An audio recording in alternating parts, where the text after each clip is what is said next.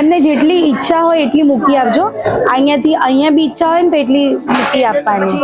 લખાવાનું ને હસબન્ડનું નામ. હે ના, એ તો આપણે શોધાવવા માટે અલગ લખવાનું હોય ને કંઈક. એમને એકવાર માસ્ટર ક્લાસ મૂકીશું. જેમને આટલી સારી આવતી હોય તો એ એડવાન્સ શીખે તો વધારે સારું આવડે. એ ક્લાસ આપણે લગભગ એપ્રિલમાં કરીશું. કોઈક એક મોટો હોલ લઈ અને એમાં શીખવાડવાનું.